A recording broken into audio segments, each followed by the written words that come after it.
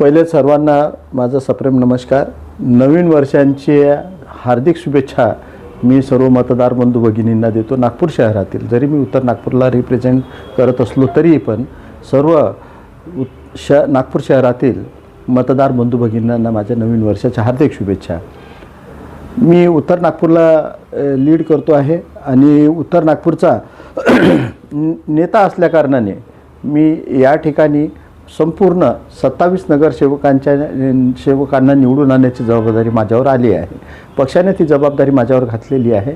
उत्तर नागपूरमधील मागील जवळपास 45 वर्षांपासून मी राजकीय क्षेत्रामध्ये काम करत आहे. 1980 सालापासून तर आजपर्यंत सातत्याने मी काम करत आलेलं आहे. इथली मतदारांची स्थिती, सामाजिक समीकरणे आणि भूभाग याचा चांगल्या रीतीने मला परिचय आहे. इथे काय विकास बाकी आहे आणि काय करायचं आहे याचासुद्धा मला चांगला परिचय आहे. मागील काही वर्षांपासून काँग्रेस या पक्षाने आणि त्यांच्या उमेदवारांनी काही खोटे नॅरेटिव्ह सेट करून भारतीय जनता पक्षाला मागे टाकण्याचा जो प्रकार केलेला आहे त्यापासून आता जी उत्तर नागपुरातील जनता आहे ती सुज्ञ झालेली आहे. सर्वात जास्त जागृत मतदार कुठला असेल भारत देशामध्ये तर मी त्याला उत्तर नागपूरचा मतदार समजतो. त्याला सामाजिक समीकरणं समजतात, त्याला कोणता पक्ष चांगला आहे कोणता वाईट आहे हे कळतात, त्यांना त्यांचे उमेदवार चांगल्या रीतीने कळतात.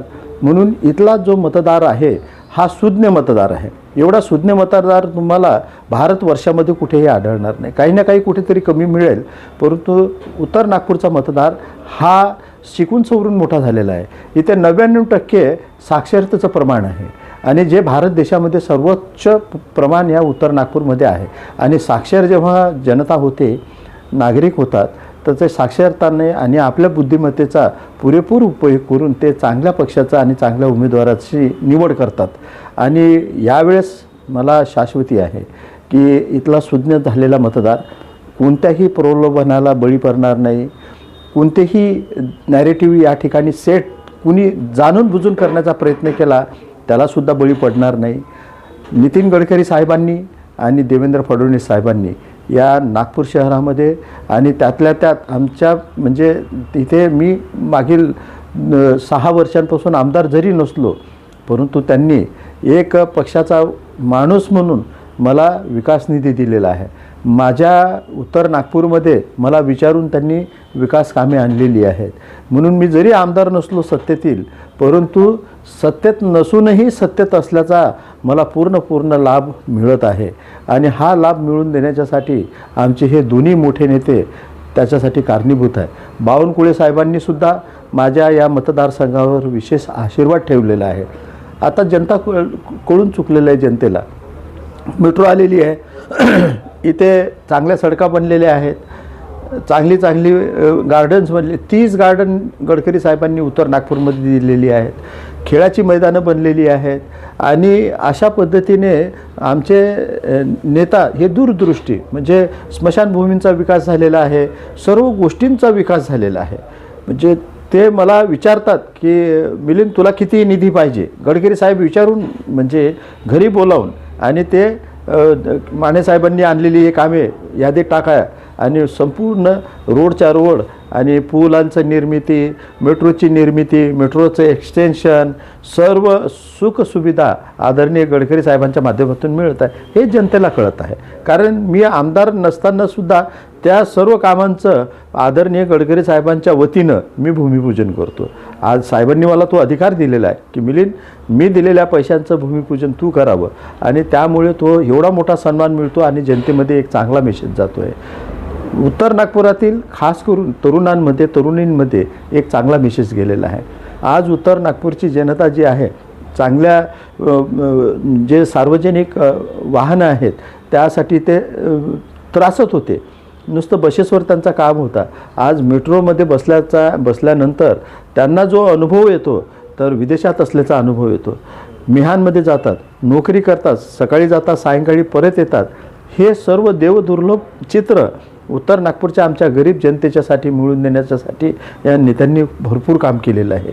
आणि त्यामुळे आता येथील मतदार निश्चितपणे महानगरपालिकासुद्धा 100% भारतीय जनता पक्षाच्या हातात असणार आहे. राज्यामध्ये आमचं सरकार आहे, केंद्रामध्ये आमचं सरकार आहे. उत्तर नागपूरचा जनतेलाच आता आपला स्वतःचा विकास करून घ्यायचा आहे, म्हणून त्यांनी चांगल्या पक्षाची निवड केली आहे. आणि मला शाश्वती आहे की 27च्या 27 जागांवर भारतीय जनता पक्षाचे नगरसेवक निवडून आले तर नागपूर शहरातील जनतेला आश्चर्य वाटण्याचं काही एक कारण नाही. हे ज्या आश्चर्याचा धक्का जो बसणार आहे त्या आमच्या नेत्यांमुळे बसणार आहे, ज्या नेत्यांनी दूरदृष्टी ठेवून उत्तर नागपूर हा मागासलेला विभाग असूनसुद्धा त्याच्यावर विशेष लक्ष घालून आणि विशेष योजना या ठिकाणी राबवून त्यांनी या उत्तर नागपूरला मागासलेपणातून बाहेर काढलेले आहे. आता डॉक्टर बाबासाहेब आंबेडकरांच्या हॉस्पिटलच्यासाठी काँग्रेसचं सरकार होतं, 1150 कोटी रुपये त्यांना देऊ गेले होते अजित पवार साहेबांनी. आता ते आमच्यासोबत आहे, आम्हाला त्याच्याशी काही बोलायचं नाही, पण ते त्यावेळेस काँग्रेसमध्ये होते. 1 रुपया नाही भेटला डॉक्टर बाबासाहेब आंबेडकर हॉस्पिटलच्यासाठी. आज आमच्या सरकारने 1100 कोटी रुपये देऊन ते हॉस्पिटल निर्माण करत आहे. डॉक्टर बाबासाहेब आंबेडकर कन्व्हेन्शन सेंटरची जी इमारत उभी दिसते आहे, जरी आधीच्या आमदारांनी त्याची नीव टाकली असेल किंवा त्याची संकल्पना मांडली असेल, परंतु त्यांनी फक्त त्या सेंटरचा जन्म घातला, पण त्या सेंटरला पूर्ण शिकवण देणे, शिकवणे, कपडे लत्ते, त्याचा पूर्ण विकास करण्याचं काम 95 कोटी रुपये आमच्या सरकारने देऊन ते बाबासाहेब आंबेडकर सेंटर निर्माण केलेलं आहे. म्हणजे मोठे मोठे जे प्रोजेक्ट जे तुम्हाला नागपुरात दिसतात, जरी त्या लोकांनी बागुलबुवा करून आपल्या नावावर जरी आणलेले असतील, परंतु ते खऱ्या अर्थानं भारतीय जनता पक्षाची देण आहे, आदरणीय देवेंद्र फडणवीस साहेबांची देण आहे, आदरणीय गडकरी साहेबांची देण आहे. आणि म्हणून जातीचं राजकारण, धर्माचं राजकारण करून भारतीय जनता पक्षाला काँग्रेसने आजपर्यंत ज्या शिव्या घातलेल्या आहेत, जनतेला कळून चुकलेलं आहे की हे स्वतः काही करत नाही आणि दुसऱ्यालाही करू देत नाही. म्हणून आता येथील जनतेने आपला विकासाचा मार्ग प्रशस्त करण्याचं मनोमन ठरवून टाकलेलं आहे. आणि त्यामुळे ह्या महानगरपालिकेपासूनच नव्या पर्वाला सुरुवात होणार आहे. मी निश्चितपणे सांगतो आहे की मला आता भविष्य दिसतं आहे की संपूर्ण केवळ उत्तर नागपुरातील बौद्ध समाज नव्हे, पूर्ण उत्तर नागपुरातील मुस्लिम समाज नव्हे, तर अखंड महाराष्ट्रातील बौद्ध समाज आणि मुस्लिम समाज विकासाच्या भावनेतून भारतीय जनता पक्षाला जोडणार आहे. काही दिवसानंतर विरोधी पक्षामध्ये आता तरी काहीतरी दिसतात लोक, परंतु मला तरी असं वाटतं की विरोधी पक्षच गायब होणार आहे. जे महानगरपालिकेमध्ये, विधानसभेमध्ये आणि लोकसभेची याची स्थिती होणार. तुम्ही जसं बौद्ध धर्माचं प्रतिनिधित्व करता, मागच्या इलेक्शनमध्ये असा एक कट रचला गेला होता की तुम्ही बौद्ध धर्मियांचे प्रतिनिधित्व नाही या नाहीत बा, तर काय वाटतं तुम्हाला की या इलेक्शनला परत एक तसा काही कट होऊ शकतो का? नाही, मागच्या वेळेस 2-3 कट त्यांनी रचलेत. मी एका वाल्मिकी समाजाच्या व्यक्तीचे पाय धुतले होते, तो पक्षाचा आदेश होता. कारण नरेंद्र मोदी साहेबांनी वाल्मिकी समाजाच्या लोकांना घरी बोलवून त्यांचे पाय त्यांनी धुतले होते. तो आमचा पक्ष आदेश होता की सर्व आमदारांनी, खासदारांनी ती कृती करावी. करोना काळामध्ये उत्तर नागपूरमध्ये ज्या वाल्मिकी समाजाच्या व्यक्तीने, तांबे आडनाव होतं त्यांचं, त्या व्यक्तीने जवळपास 500 फ्युनेरियल केले. त्यांनी काही जात धर्म पाहिला नव्हता, ती डेड बॉडी कुणाची आहे हे पाहिलं नव्हतं, पण त्यांनी 500 लोकांच्यापेक्षा जास्त लोकांचं फ्युनेरल केलं वैशाली घाटावर. आणि त्यांच्या रक्षा विसर्जनही त्यांनीच केलं. त्या मृतदेहाच्या तोंडातही पाणी त्यांनीच टाकलं. तेव्हा त्याचे जात धर्म काहीच नव्हते. त्या अशा महान व्यक्तीचा सत्कार मी त्याचे चरण धुवून, त्याला नवीन कपडे देऊन, त्याला शाल शिरफळ देऊन त्याचा सन्मान केला, मिठाई देऊन त्याचा सन्मान केला. आणि आमच्या विरोधी पक्षाच्या लोकांना माहीत नाही माझा तो व्हिडिओ त्यांच्या हाती कसा लागला. त्यांनी आंबेडकरवादी डॉक्टर मिलिंद माने ब्राह्मणाचे पाय धुत आहे. अरे बाबा, तो माणूस कोण? वाल्मिकी समाजाचा तांबे, तोही शेड्यूल कास्ट, मी शेड्यूल कास्ट. एका शेड्यूल कास्ट माणसानं दुसऱ्या शेड्यूल कास्ट माणसाचे पाय धुतले, तर ह्याच्यात आंबेडकरवाद कुठं आला? कोणता ह्याच्यामध्ये बाबासाहेब दुखावल्या गेला? कोणत्या धार्मिक भावना दुखावल्या गेलेल्या आहे? अरे उलट एका माणसाने, मी तर डॉक्टर आहे, MBBS MD, पण एका साध्या सफाई कामगाराचे पाय धुतले एका डॉक्टर माणसानं, हे तर त्याच्या प्रशस्तीपत्र मिळायला पाहिजे मला. पण असे खोटे नॅरेटिव्ह त्यांनी लावून आम्हाला बदनाम करण्याचा या ठिकाणी प्रयत्न केलेला आहे. परंतु आता लोक समजून गेलेले आहेत ह्या सर्व गोष्टी. तेवढंच काय साहेब, मी महार जातीचा आहे, मी बौद्ध धर्म आहे माझा. मला इथे मातंग असल्याची बतावणी करून आमच्या बौद्ध धर्मीय लोकांना आणि आमच्या महार जातीतल्या लोकांना चिथावणी ह्या काँग्रेसच्या म्हणजे अत्यंत खालच्या दर्जाचा विचार करणाऱ्या लोकांनी केलेला आहे. हा आजही म्हणजे समज आहे की मिलिंद मानेला समाजातून कसं उठवावं. तर माझं जातही बदलवण्याचा प्रकार ह्यांनी केला, माझा धर्मही बदलवण्याचा प्रकार ह्यांनी केला.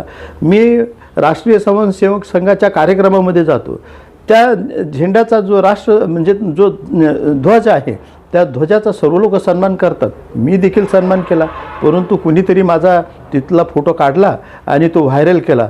संघाध्यक्ष डॉक्टर मिलिंद माने या नावाने तो समाजामध्ये पसरविला. हा खोडसाळ प्रचार आहे.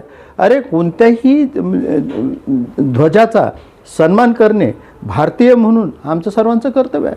सर्व आम्हाला जर सर्व धर्माची जातींची जर मतदान घ्यायचं असेल तर मला गिरिजाघरात जावं लागेल, मला गुरुद्वारात जावं लागेल, मला बौद्ध विहारात जावं लागेल, मला राम मंदिरात जावं लागेल.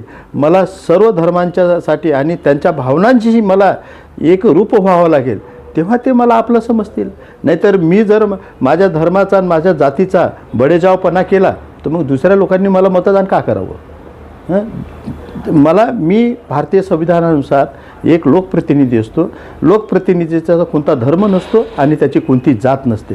त्याची एकच जात असते, ती असते मानवजात, आणि त्याचा एकच धर्म असतो, तो असतो मानव धर्म. त्या भावनेतून मला जे जे चांगलं करता येईल, मी डॉक्टर आहे, MBBS MD आहे, आणि माझ्याकडे येणारा रुग्ण काही माझी जात विचारून येतो का किंवा मी त्याची जात अरे त्याचं दुःख असतं, तो दुःख घेऊन माझ्याकडे येतो, मी त्याचं दुःखाचं निवारण करतो, त्याच्या पोटी मला तो 2 पैसे देतो, माझं पोट चालतं आणि तो रुग्ण बरा होतो. तर आम्ही जाती धर्माच्या पलीकडे जाऊन डॉक्टरीची सेवा देतो. जाती धर्माच्या पलीकडे जाऊन आम्ही पॉलिटिशियन या नात्यातून जनतेची सेवा करतो. आणि हे काही कपाळकरंटी लोक माझ्यासारख्या पवित्र माणसाला बदनाम करून मला समाजातून उठवण्याचा हा जो प्रकार करतात, आता त्या प्रकाराला माझी जनता, माझा समाज अजिबात बळी पडणार नाही. माझ्या समाजाला माहीत आहे, माझ्या बौद्ध समाजाला माहीत आहे डॉक्टर मिलिंद माने कोण आहे आणि तो कसा माणूस आहे. त्याला कुणीही बदनाम करण्याचा प्रयत्न केला तरीही आता मला त्याचा काहीही परिणाम होणार नाही. मी त्या बदनामीच्या पलीकडे निघून गेलेलो आहे. माझ्या समाजाला माहीत आहे, मी खैरलांची लढलो त्यांच्यासाठी. मी त्यांच्यासाठी घाटकोपर कांडामध्ये बळी पडलेल्या लोकांना नोकऱ्या मिळवून दिलेल्या आहेत. मी माझ्या समाजासाठी केलं आणि मी अन्य सर्व समाजांच्यासाठी मला जे जे चांगलं करता येईल ते करेल. आणि हीच भावना माझी समोर आहे आणि ही भावना उत्तर नागपुरातील जनतेने जाणलेली आहे. माझा एवढा आदर सन्मान होतो साहेब की मर्यादे पलीकडे होतो. माझ्यासाठी मुसलमानही तेवढाच आहे. अरे त्यांच्या भावना जे असतात, जर मुसलमानाला जर दुःख झालं तर त्याच्या डोळ्यातून पडणारे अश्रू काय हिरवे असतात का? हिंदूला दुःख झालं तर त्याच्या डोळ्यातून पडणारे अश्रू काय भगवे असतात का? जर आंबेडकरी माणसाला दुःख झालं, बौद्ध माणसाला दुःख झालं तर त्याच्या अश्रू काही निळे असतात का? सर्वांचे अश्रू सारखे असतात, सर्वांचं दुःख सारखं असतं. आणि आमचं कर्तव्य आहे की सर्वांच्या या अश्रू पुसण्याचं काम जाती धर्माच्या पलीकडे जाऊन मानवतावादी दृष्टिकोनातून डॉक्टर मिलिंद माने आज नागपुरातच नव्हे, ह्या महाराष्ट्रात करत आहे आणि संपूर्ण देशामध्ये ते करणार आहे. मी अनभिषक्त सम्राट आहे माझ्या समाजाचा. माझा समाज ठामपणे आता माझ्या पाठीशी उभा आहे आणि आता कुणीही माझ्याबरोबर वाईट वल्गना केल्या ते तोंड कशी पडणार आहेत. आता माझ्या समाजाला देखील विकासाचा मार्ग कळलेला आहे. आम्ही जे आहेत, पहिले आरोळी उठवायचे की हा समाज टमका समाज मतदान करत नाही, हा समाज मतदान करत नाही.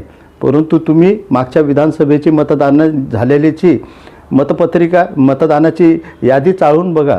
मला ज्या समाजामध्ये ज्या बुथावर माझा समाज आहे त्या समाजामध्ये म्हणजे माझ्या बुथांची मतदानाची संख्या वाढलेली आहे.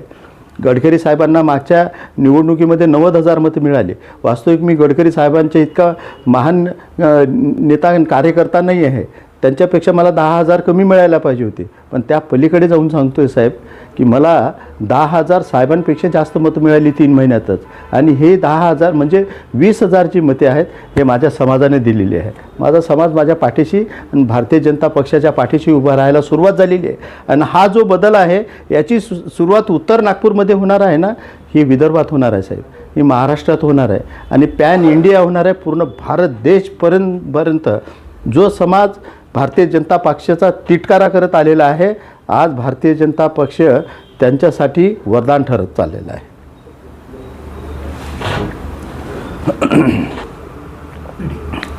उत्तर नागपुरातील संपूर्ण मतदार बंधू भगिनींना माझी नम्र विनंती आहे की कोणत्याही खोट्या अपप्रचाराला बळी न पडता भारतीय जनता पक्षाचे 27 उमेदवार या उत्तर नागपूरमध्ये आहेत. त्यापैकी 4 उमेदवार जे आहेत ते धनुष्यबाणाच्या निवडणूक चिन्हावर उभे आहेत.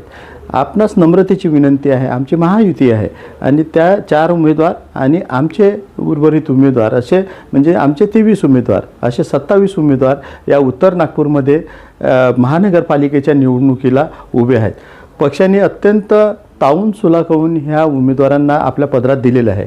आपणासमध्ये हात जोडून नम्र विनंती आहे की कोणत्याही अपप्रचाराला बळी न पडता भारतीय जनता पक्षाच्या 27ही उमेदवाराला आपण बहुमताने निवडून द्यावं अशी नम्रतेची विनंती आहे. आपला मी आभारी राहील. धन्यवाद.